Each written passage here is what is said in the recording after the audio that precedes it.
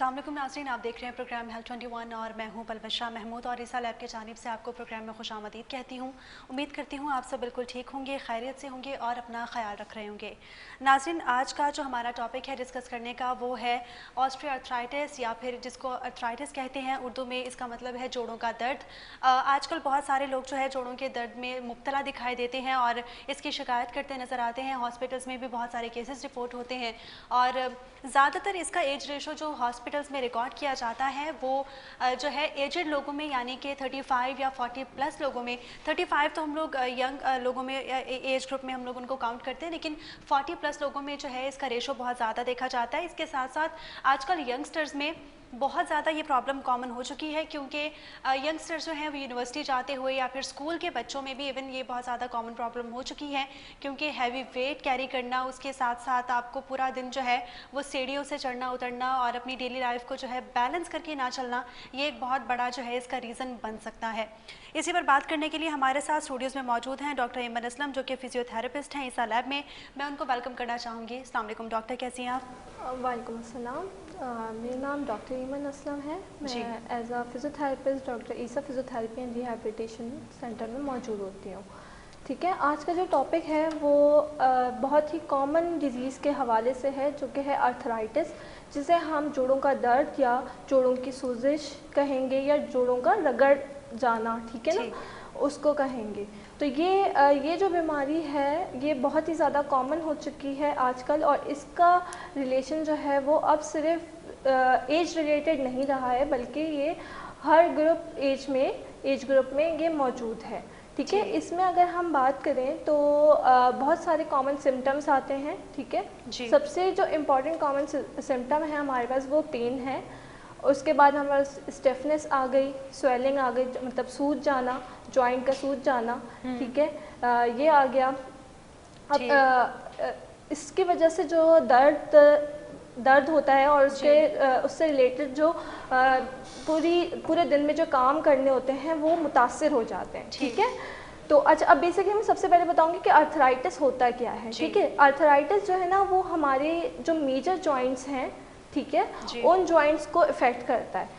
जो हमारे वो लार्ज जॉइंट्स है, जैसे कि हमारे के नीज़ हो गए, हिप जॉइंट हो गया, शोल्डर जॉइंट हो गया, इनमें इफ़ेक्ट करता है। अच्छा, जो जॉइंट जो है हमारे वेट बेरिंग जॉइंट्स हैं, जैसे कि नी जॉइंट्स हो गए, इसमें सबसे ज़्यादा कॉमन जो है अर्थराइटिस पाया जाता है। अच्छा, अर्थराइटिस की जो हमारे पास टाइप्स है ना, वो 2 टाइप्स हैं जो कि बहुत ही कॉमन है। उसके अलावा भी मज़ीद टाइप्स भी हैं, बहुत सारी टाइप्स हैं इसकी। ठीक है, अच्छा, तो अब इसमें जो है हमारे पास जो कॉमन टाइप आती है वो ऑस्टियोआर्थराइटिस की आती है, ठीक, जो कि बहुत ही ज़्यादा कॉमन है। दूसरी हमारे पास आती है रेमेटॉइड अर्थराइटिस की। जी, रेमेटॉइड अर्थराइटिस की अगर हम बात करें तो वो यंग एज में स्टार्ट होती है। इसका रिलेशन जो होता है वो किसी भी इन्फेक्शन की वजह से हो सकती है, कॉज हो सकती है, किसी इन्फ्लेमेशन की वजह से हो सकती है।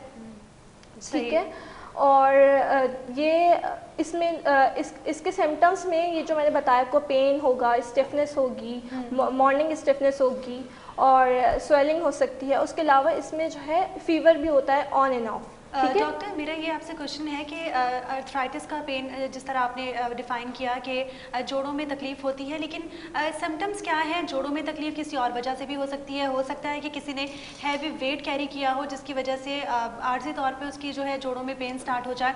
तो सिम्टम्स क्या हैं और किस तरह डायग्नोस होता है? देखिए, डायग्नोस करने का तरीका जो है वो एक तो एक्सरे इन्वेस्टिगेशंस वगैरह होती हैं। ठीक है, उसके अलावा सिम्टम्स से हमें पता चलता है, जो पेशेंट हमें बताता है कि मुझे ये तकलीफ़ हो रही है, तो उससे फिजियोथेरेपिस्ट डायग्नोस करता है कि वेदर इट इज़ अर्थराइटिस और नॉट। ठीक है, तो अब जैसे अगर हम, लेकिन इन्वेस्टिगेशन में अगर हम देखें, एक्सरे में देखें, तो हमारे पाकिस्तान में अगर हम देखा जाए ना तो 80% लोगों में ये अर्थराइटिस आएगा।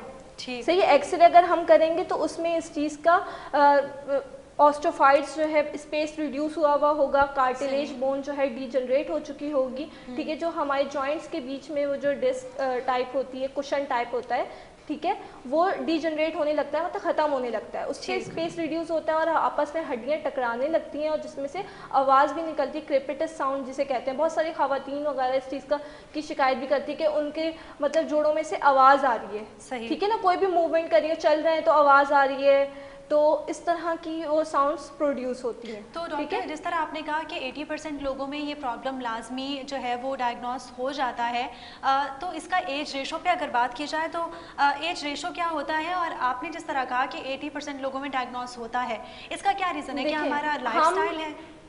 देखें 80% में मैंने बताया कि इन्वेस्टिगेशन में आता है, लेकिन 80% लोगों को इसके प्रॉपर ट्रीटमेंट पे जाने की ज़रूरत नहीं पड़ती, उन्हें सिर्फ अपना लाइफस्टाइल जो है ना चेंज करना होता है, ठीक है, मॉडिफाई करना पड़ता है। उसमें से 30% ऐसे होते हैं जिनको सिम्टम्स भी आ रहे होते हैं, जैसे कि पेन आ रहा है, स्वेलिंग हो गई है, उनका जॉइंट सूज गया है, ठीक है, और स्टिफनेस हो रही है, उन्हें मॉर्निंग स्टिफनेस हो रही है। मॉर्निंग स्टिफनेस उसे कहते हैं जो सुबह उठते ही अगर जोड़ अकड़ जाएं और मूवमेंट ना हो रही हो उनमें, तो उसे मॉर्निंग स्टिफनेस कहते हैं। तो उन्हें जो है फौरी ट्रीटमेंट की ज़रूरत होती है, क्योंकि वो अपने डेली एक्टिविटीज़ के काम जो है वो कर नहीं पाते, ठीक है। तो हम अच्छा बाकी जो है वो अपनी डाइट के थ्रू और अपनी एक्सरसाइजेस के थ्रू जो है वो उसको कम करेंगे। ठीक ठीक डॉक्टर, आजकल अगर देखें तो हर एक इंसान की रूटीन जो है वो बहुत ज़्यादा बिजी चल रही होती है। इसके अलावा ये कि सुबह से लेकर शाम तक या तो आपको सिर्फ बैठ के काम करना होता है, नहीं तो आपका मुसलसल चलने का, आने जाने का काम होता है। अगर स्टूडेंट्स की बात की जाए तो वो कभी स्कूल से जो है वो अपने कोचिंग जाते हैं या फिर यूनिवर्सिटी से जो है वो अपनी जॉब पे जा रहे होते हैं। तो जिस तरह अक्सर डॉक्टर्स कहते हैं कि वॉक का बहुत इंपॉर्टेंट रोल है, या फिर अपने आप को जो है वो मूवमेंट करते रहना, इसका बहुत इंपॉर्टेंट रोल है इसमें आर्थराइटिस के पेन में। तो आप क्या समझती हैं कि क्या ये मूवमेंट काफ़ी नहीं है लाइफस्टाइल में?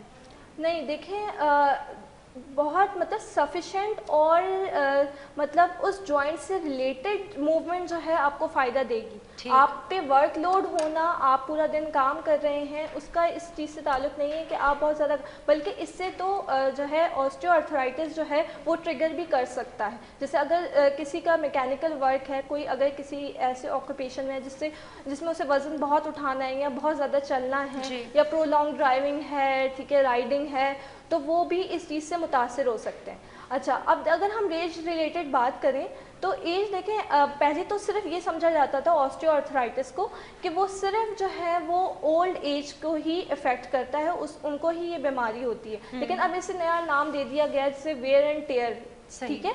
तो वो अब किसी भी एज ग्रुप में हो सकता है, आफ्टर एक्सीडेंट हो जाता है, किसी भी कोई इंजरी हुई है, कोई भी किस्म की चोट लगी है, किसी भी जॉइंट में अगर कोई भी किस्म का ट्रॉमा हो रहा है या एक्सीडेंट आ रहा है, तो वो उस जॉइंट को डीजनरेट होने में ट्रिगर कर देगा। तो वो अल्टीमेटली जो है वो डिजीज़ को ट्रिगर करके मतलब ऑस्टियोआर्थराइटिस की तरफ आ जाएगी वो। ठीक डॉक्टर, अर्थराइटिस का मतलब है जोड़ों का दर्द, लेकिन ऑस्टियोआर्थराइटिस की अगर स्पेसिफिकली बात की जाए तो वो आपके नीज़ में बहुत ज़्यादा पेन, यानी कि घुटनों में बहुत ज़्यादा पेन, इसकी शिकायत मौसूल होती हैं।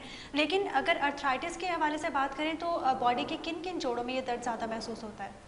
देखें बॉडी के देखें ऑस्टियोआर्थराइटिस बेसिकली इसलिए देखें नी जॉइंट पे इफेक्ट ज़्यादा करता है क्योंकि वो वेट बेयरिंग जॉइंट है। पूरा बॉडी वेट हमारा जो है वो नीज़ के ऊपर आ रहा होता है, स्पेशली नॉट सिर्फ उस पर नहीं आएगा, उसके अलावा हमारे पास जो है हिप जॉइंट पे भी आता है, ठीक है। तो इन दोनों जॉइंट पे ज़्यादा इफ़ेक्ट करता है। और उसके अलावा लेकिन जब ट्रिगर होता है बॉडी में, अगर कोई भी मैकेनिज्म जो है स्टार्ट होगा तो वो हर जॉइंट पे ही इफ़ेक्ट करेगा। तो हमारे जो है वो शोल्डर जॉइंट पे भी इफ़ेक्ट करता है क्योंकि वो भी बहुत कॉम्प्लेक्स जॉइंट है, साइनेबल जॉइंट है, ठीक है। तो वहाँ पे भी इफ़ेक्ट करेगा। उसके अलावा लो बैक पेन की भी शिकायत करते हैं पेशेंट्स, ठीक है, सर्वाइकल की भी शिकायत करते हैं, क्योंकि जब ऑस्टियोआर्थराइटिस स्टार्ट होता है तो जब हड्डियाँ भुरभुरी होना शुरू होती हैं तो वो इरेगुलर हो जाती हैं, ठीक है ना। तो वहाँ पे ऑस्टोफाइट्स बनना शुरू हो जाते हैं, ठीक है। जब वो ऑस्टियोफाइट्स बनते हैं तो वो डिफरेंट बोन्स पे बनते हैं, जैसे कि सर्वाइकल में भी मौजूद होते हैं। अब जब वो नोकीली हड्डियां बनती हैं, ठीक है, जिसे हम ऑस्टियोफाइट्स कहते हैं, तो जब वो आपस में हड्डियां टकराती हैं तो वो पेन प्रोड्यूस करती हैं, उसकी वजह से स्वेलिंग हो जाती है, डिफ़िकल्टी होती है, ठीक है। इसमें मतलब पूरे जो है वो डेली एक्टिविटीज़ जो है मुतासिर होती हैं। इवन के बहुत सारे पेशेंट्स तो पूरी रात रात सो नहीं पाते, बहुत मतलब पेन, और वो इतनी मेडिकेशंस यूज़ करते हैं कि वो मेडिकेशन मतलब दवाइयों का असर करना भी बंद हो जाता है। आपने जिस तरह बात की कि मेडिकेशंस वो इतनी ज़्यादा यूज़ करते हैं कि असर जो है वो ख़त्म होने लगता है एक टाइम पे आके। काफ़ी सारे लोग जो हैं इस चीज़ को सीरियस नहीं लेते और वो सेल्फ मेडिकेशन की तरफ चले जाते हैं, क्योंकि उनका मानना है कि अगर आपको नॉर्मल पेन है या फिर पेन बियरेबल है तो आप जो है वो घर पे कोई ना कोई पैरासीटामॉल यूज़ करके आप अपने जो, या फिर पेन किलर यूज़ करके आप अपने जो है दर्द को रिलीफ दे सकते हैं कुछ टाइम के लिए, लेकिन वो टेम्प्रेरी होता है ऑब्वियसली, और पेशेंट्स को इतना ज़्यादा आइडिया नहीं होता। डॉक्टर, मेरा सवाल आपसे ये है कि सेल्फ मेडिकेशन कितनी हार्मफुल हो सकती है?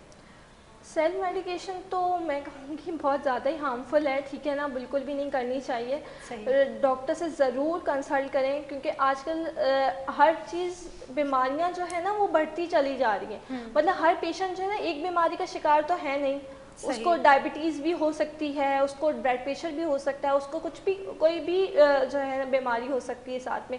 तो अगर वो खुद से ही दवाइयाँ लेगा तो कोई और चीज़ भी उसकी बॉडी में ट्रिगर कर सकती है। मसलन कि कोई ऐसी अगर वो दवाई पेन किलर ले रहा है जिससे उसका ब्लड प्रेशर बढ़ रहा है, ठीक है ना, तो इस तरह तो सेल्फ मेडिकेशन तो लेनी ही नहीं चाहिए। और बिल्कुल मेडिकेशन सिर्फ वक्ती इलाज है, आपके सिम्टम्स को रिड्यूस कर देगा, आपको पता नहीं चलने देगा कि आपकी बॉडी में ये मसला हो रहा है, लेकिन इसका मतलब ये नहीं है कि आपकी बॉडी में वो मसला हो नहीं रहा है। बिल्कुल ठीक है, सही। डॉक्टर, काफ़ी सारे पेशेंट जो हैं वो इंसुलिन की तरफ भी जाते हैं, और क्योंकि ये वाला टॉपिक हमारे प्रोग्राम में इससे पहले भी काफ़ी बार डिस्कस हो चुका है, और अक्सर डॉक्टर्स का ये कहना है कि इंसुलिन जो है एक टेम्प्रेरी जो है ट्रीटमेंट है इसका, जो कि 6 से 8 महीने तक आपके दर्द को रिड्यूस कर देता है, और उसके बाद जो है आपको इसका परमानेंट एक सॉल्यूशन लाजमी चाहिए होता है। तो इंसुलिन के क्या साइड इफ़ेक्ट्स हो सकते हैं, या फिर क्या ये वाकई ठीक ट्रीटमेंट है? देखें, इंजेक्शंस लगते हैं पेन रिलीफ के लिए, ठीक है, हाइलुरोनिक एसिड होता है वो, ठीक है। बेसिकली सर्जन्स वगैरह जो है वो नी जॉइंट में इंजेक्शंस वगैरह लगाते हैं, लेकिन वो उनका यही होता है कि वो एक मतलब जो है ना एक लेवल के बाद जब आपको जो सिंपल मेडिकेशंस हो गई, पेन किलर या जेल्स हो गए, उनमें अगर आपको पेन नहीं उससे रिड्यूस हो रहा, उसके अलावा एक्सरसाइजेज से आपको फ़ायदा नहीं हो रहा, तो फिर जाते हैं सर्जन उसकी तरफ कि वो इंजेक्शंस जो है रिकमेंड करते हैं, और अगर उससे भी फ़ायदा नहीं हो तो वो सर्जरी रिकमेंड करते हैं। लेकिन मतलब उस स्टेज से तक जाने से बेहतर है कि पहले ही आप अपनी लाइफस्टाइल को इस तरह मॉडिफाई कर लो, एक्सरसाइजेज उसमें इस तरह की ऐड कर ली जाएं, ठीक है, और अगर फिजियोथेरेपी की नीड है तो वो करवा ली जाए, तो इस तरह की सिचुएशन नहीं आएगी पेशेंट के ऊपर। ठीक। डॉक्टर, जिस तरह आपने बात की कि एक्सरसाइज जो है वो बहुत एक इम्पॉर्टेंट रोल प्ले करती हैं, और बिल्कुल लीस्ट एक लेवल पे जाने से बेहतर है कि आप एक्सरसाइज को या फिर जितनी भी एक्टिविटीज़ हैं जो कि फिजियोथेरेपी में जो काउंट होती हैं, अगर वो हम लोग अपनी लाइफस्टाइल में अपनाना स्टार्ट कर दें और लाइफस्टाइल में वो ले आएँ, तो हम लोग जो है इससे बच सकते हैं किसी भी जोड़ों के दर्द के हवाले से। तो मेरा आपसे नेक्स्ट क्वेश्चन ये है कि कौन कौन सी ऐसी कॉमन एक्सरसाइजेज हैं जो कि हम लोग अपनी डेली लाइफ में अप्लाई कर सकते हैं या फिर ला सकते हैं, जिनकी वजह से हम लोग जोड़ों के दर्द से रिलीफ हासिल कर सकें? देखिए, low impact aerobic exercises basically recommend करते हैं फिजियोथेरेपिस्ट, ठीक है, जिसमें हमारे पास वॉकिंग आ गई, ठीक है, उसके अलावा साइकिलिंग आ गई, ठीक है, ये आती हैं। उसके अलावा वो पेशेंट टू पेशेंट वेरी करते हैं, उससे बेहतर ये है कि जो है ना फिजियोथेरेपिस्ट से, डॉक्टर से रिकमेंड कर लें, मतलब कंसल्ट कर लें, और वो आपको बता देंगे कि आपको कौन सी एक्सरसाइजेस करनी चाहिए जिससे आपको फ़ायदा पहुंच सकता है। जैसे कि बहुत सारे लोग कहते हैं कि हमारे तो जोड़ों में दर्द है, ठीक है, हमारे तो घुटनों में दर्द है, तो हम कैसे वॉक कर सकते हैं, हम जो है वो क्या करें इसके लिए। तो जैसे अगर फॉर एग्जांपल उनको चलने में दर्द आ रहा है, तो हम उन्हें रिकमेंड करते हैं कि आप साइकिलिंग कर लें, क्योंकि ताकि उस जॉइंट की मूवमेंट तो हो। अगर हम मूवमेंट नहीं करवाएंगे उस जॉइंट की, अगर पेशेंट मूवमेंट नहीं करेगा तो वो क्या होगा, सख्त होता जाएगा, जॉइंट में स्टिफनेस हो जाएगी, ठीक है, और वो मज़ीद मसला होगा उसमें, ठीक है। ठीक। तो डॉक्टर आपने ये एक्सरसाइजेस तो बता दी कि जो है या तो साइकिलिंग या फिर वॉकिंग वगैरह करने से ताकि जॉइंट की मूवमेंट कंटिन्यू रहे और इससे जो है इस दर्द में काफ़ी हद तक आराम भी आ सकता है, या फिर अगर कोई पेशेंट बिल्कुल ठीक है तो वो इस बीमारी से बच सकता है। लेकिन ऐसी कौन सी कॉमन एक्सरसाइजेस हैं अगर ऑलरेडी किसी को डायग्नोस हो चुका है अर्थराइटिस और वो घर में एक्सरसाइज करना चाहे, तो ऐसी कौन सी कॉमन एक्सरसाइजेस हैं जो कि हम लोग घर में कर सकते हैं?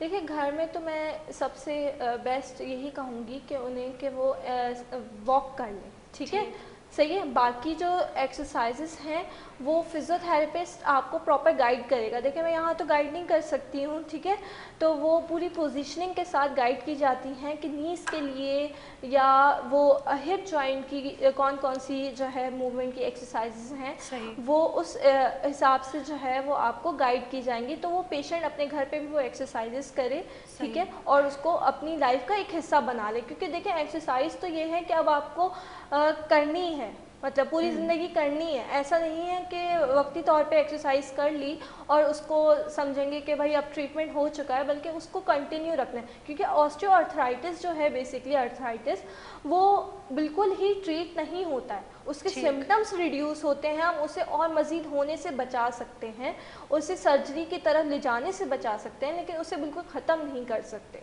बिल्कुल ठीक कहा आपने, बिल्कुल ख़त्म नहीं हो सकता। और आई थिंक कोई भी बीमारी हो, अगर उसके आप क्योर की तरफ या प्रिवेंशन की तरफ जाएं तो वो दब ज़रूर जाती है, लेकिन जड़ से कभी ख़त्म नहीं होती अनटिल एंड अनलेस आप उसका जो है अपनी डेली लाइफस्टाइल में ख्याल ना रखें। डॉक्टर, मेरा आपसे नेक्स्ट क्वेश्चन ये है कि आप क्योंकि डॉक्टर हैं तो आपके पास कौन सी एज ग्रुप के सबसे ज़्यादा केसेस रिपोर्ट होते हैं? देखिए, पहले तो ऐसे ही होता था कि भाई एज रिलेटेड एजिंग प्रोसेस है। देखिए, ऑस्टियोआर्थराइटिस जो है बेसिकली वो आफ्टर 50 आपके जॉइंट्स जो है डीजनरेशन में चले जाएंगे और फिर आहिस्ता आहिस्ता मतलब उसके सिम्टम्स आना शुरू हो जाएंगे। लेकिन अब मैंने आजकल मैं ऐसे देख रही हूँ केसेस कि यंग फीमेल्स में भी ये मसला आ रहा है, ठीक है, जैसे कि आफ्टर प्रेगनेंसी देखा गया है। क्योंकि आफ्टर प्रेगनेंसी ऐसे हार्मोनल चेंजेस हो जाते हैं, फीमेल्स जो है वो एक्सरसाइज वगैरह का नहीं रखती हैं, ठीक है, अपनी लाइफ में उसको नहीं शामिल करती हैं, तो जिसकी वजह से क्या वो ओबेसिटी का शिकार हो जाती हैं। उनका इतना मोटापा हो चुका होता है, इतना वेट गेन हो चुका होता है, जिसकी वजह से क्या होता है कि वो जॉइंट्स पे इफ़ेक्ट करने लगता है, जैसे कि हिप जॉइंट हो गया और हमारे नीज पे इफ़ेक्ट करने लगता है। तो हर एज ग्रुप ही अब मैं देख रही हूँ। या उसके अलावा अगर हम देखें ट्रॉमा रिलेटेड, तो इंड्यूस हो सकता है कि किसी भी एज 25 में भी अगर आपको एक्सीडेंट हो गया है या 20 की एज में भी एक्सीडेंट हो गया है, तो उसमें भी इफ़ेक्ट करेगा। ठीक है, बिल्कुल हर एज में ये दर्द जो है वो इफ़ेक्ट कर सकता है। और हम लोगों को चाहिए कि हम लोग अपनी डेली लाइफस्टाइल में ऐसी चीज़ें इंक्लूड करें, ऐसी डाइट इंक्लूड करें या फिर एक्सरसाइजेस इंक्लूड करें जिसकी वजह से हम लोग इन दर्द से जो है वो बच सकें। नाज़रीन, आज हम लोग डिस्कस कर रहे थे अर्थराइटिस यानी कि जोड़ों का दर्द क्यों होता है, कैसे होता है, इसकी प्रिवेंशन किस तरह मुमकिन है, और इसी पर बात करने के लिए हमारे साथ स्टूडियोज़ में मौजूद हैं डॉक्टर एमन असलम जो कि फिजियोथेरेपिस्ट हैं और ईसा लैब में। मैं उनका बहुत शुक्रिया अदा करना चाहूँगी कि वो आई और उन्होंने अपना कीमती वक्त दिया। इसी के साथ ही मुझे और मेरी पूरी टीम को इजाज़त। अल्लाह हाफ़िज़।